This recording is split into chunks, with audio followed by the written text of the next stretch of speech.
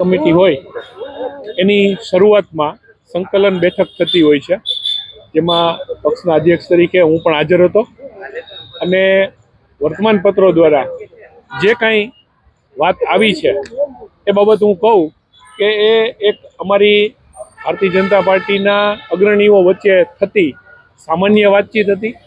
એમાં કોઈ પ્રશ્ન હતો નહીં કે એવી કોઈ વાત પણ નહોતી કે જેને કોઈ ન્યૂઝ બની શકે। એક અમારી રૂટીન ચર્ચાઓ હતી જે ધારાસભ્યશ્રી અને મેયરશ્રી વચ્ચે ચર્ચા ચાલતી હતી અને હું પણ ત્યાં હાજર હતો અને મેં પણ એ ચર્ચામાં પછી ભાગ લીધો હતો।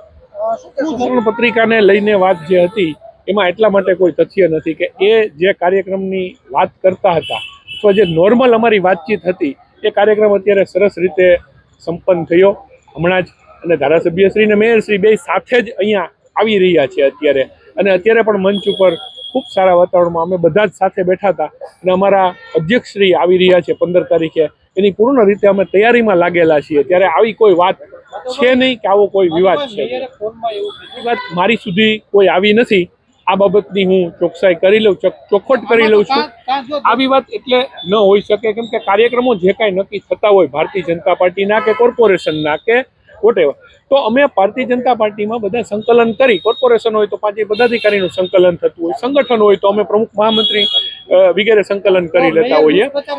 ના, દુષ્પ્રચાર કોઈ જ નથી કરતો। વાતમાં તથ્ય છે કે નહીં એ વાતચીત હું પૂછી લઉં છું, આવું હોઈ ન શકે એવું હું ક્લિયર માનું છું। અત્યારે બંને સાથે જ છે અને બંને સાથે જ આવે છે। હું જે માહોલ જોઈને આવું છું, બંને લોકો સાથે હતા, અમે ત્રણેય સાથે વાતચીત કરી, કોઈ પણ વસ્તુ આવી છે નહીં। હમણાં એ બંને પણ અહીંયા અમારી મીટિંગ છે અત્યારે 10 મિનિટ પછી બંને સાથે આવી રહ્યા છે અહીંયા।